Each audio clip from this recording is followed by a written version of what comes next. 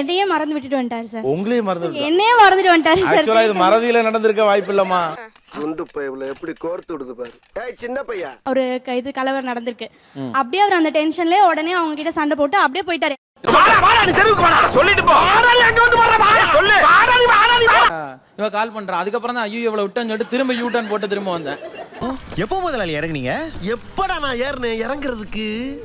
திரும்ப அவர் போன் பண்ணும்போது கூட கூலா பேசினாரு. ஆமா மறந்துட்டேன், வந்து கூட்டு போறேன், வெயிட் பண்ணு அப்படின்ற மாதிரி சொல்லிட்டேன்.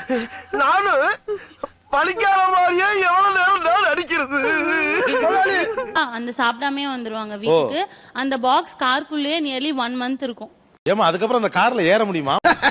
நானெல்லாம் சாக்கடைக்குள்ளேயே ஒரு மாமாங்கம் கூடு கட்டி வாழ்ந்தவத்தைக்காரன். என்னை வாந்தி எடுக்க வைக்க யாரால முடியாது தெரிந்து கொள்ள. அந்த 1 மாசம் அந்த ஐட்டத்தை உள்ள வச்சுட்டே கார் ஓட்ட மகராசன் யார்? நீங்க தானா? கிடையாது. நீங்க எப்படி கண்டுபிடிச்சீங்க? எனக்கு ஸ்மெல் வச்சு தான் நான் கண்டுபிடிச்சேன். அடிச்சிருந்தாங்க சார். அவரு நான் முடி இருக்க ஞாபகத்துல பூ வாங்கிட்டு வந்துட்டாருங்க சார். பழக்கமா எப்பவுமே பூ வாங்கிட்டு வருவாரா? வாங்கிட்டு வர மாட்டாரு சார். கேட்டா கூட நான் மறந்துட்டேன் அப்படிம்பாரு சார்.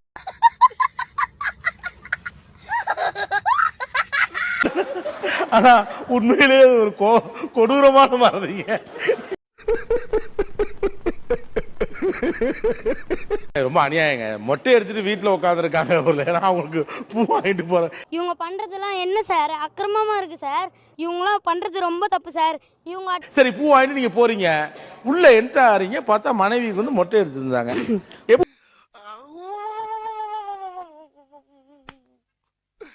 இன்னைக்கு என்னெல்லாம் பண்ண போறாரோ. எப்படி சமாளிச்சீங்க? அப்புறம் என்ன பண்ணீங்க? தெரியாத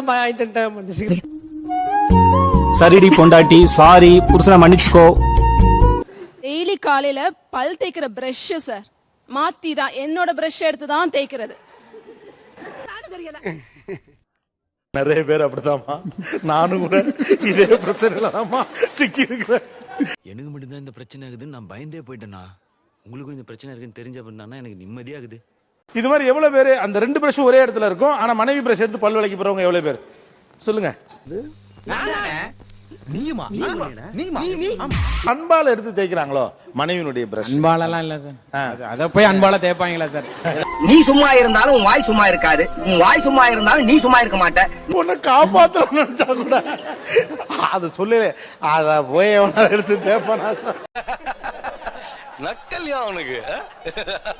ரிமோட் எடுத்து ஒரு நாள் இவங்க ஒளிச்சு வச்சுட்டாங்க. 2 நாள் டிவியே ஓடல. ரொம்ப அமைதியா இருக்கு வீடு. என்ன பழக்கம் இது? சின்ன பிள்ளை போல. 2 நாள் கழிச்சு நான் கேட்டேன், தயவு செய்து ரிமோட்டை கொடுத்துருங்கப்பா, வீடு சத்தமே இல்லாம ரொம்ப அமைதியா இருக்கு அப்படி சொன்னேன்.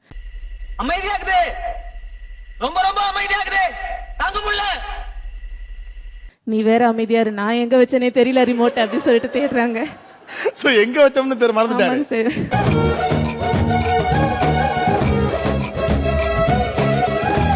அததான் பத்திரமா இருக்குன்னு பத்திரமா எடுத்து வச்சேன். அததான் மறந்துட்டேன். திரும்ப திரும்ப பேசுற நீ. திரும்ப திரும்ப பேசுற நீ. திரும்ப திரும்ப பேசுற நீ. திரும்ப திரும்ப பேசுற நீ. திரும்ப திரும்ப பேசுற நீ. ஒரு லவர்ஸ் டேக்கு அவங்களுக்கு சர்ப்ரைஸ் கிஃப்ட் ரெண்டு ஒரு கிஃப்ட் வாங்கிட்டேன். வாங்கி பீரோல வச்சுட்டேன். I love